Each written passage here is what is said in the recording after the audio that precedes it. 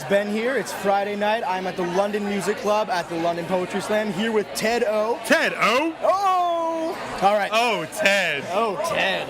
All right. So you just got off stage from the first round and you killed it. Let's hear a little bit about your poem.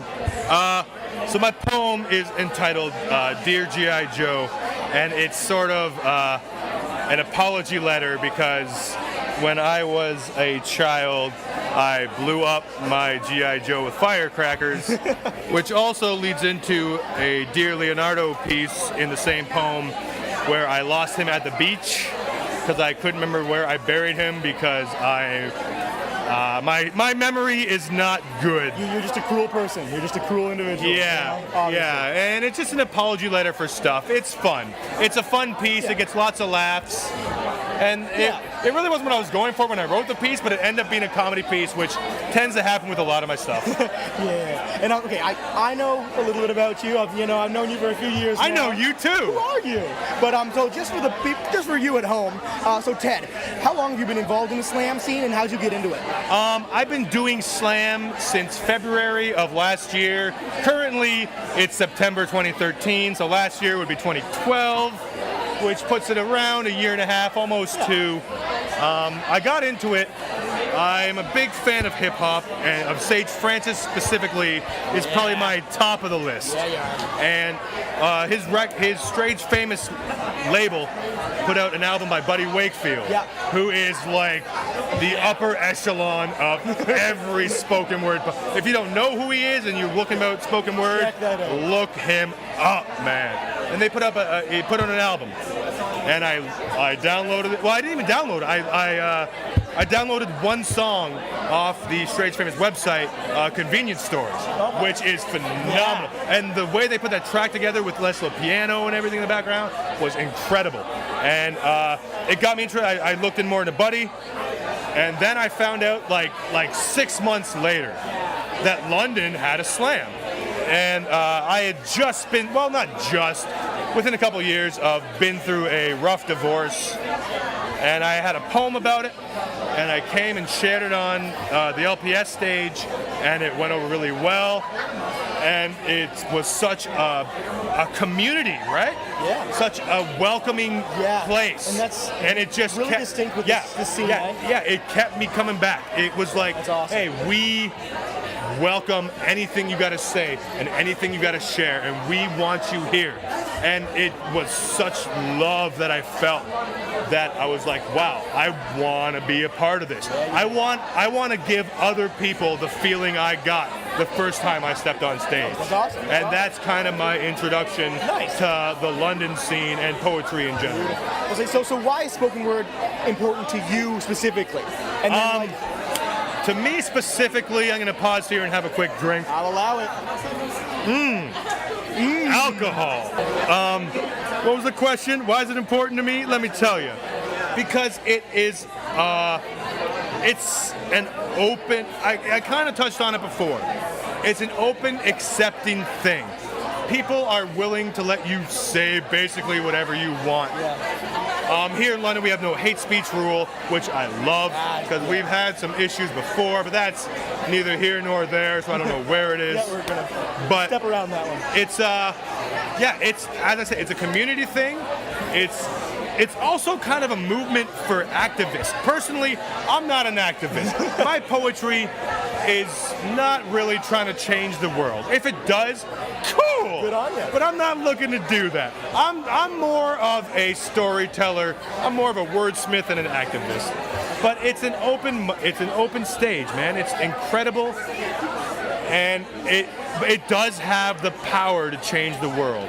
I've heard poems that have made me change my view on things, and it's just such a great feeling and a great way of expression. That is awesome. A great expression feeling.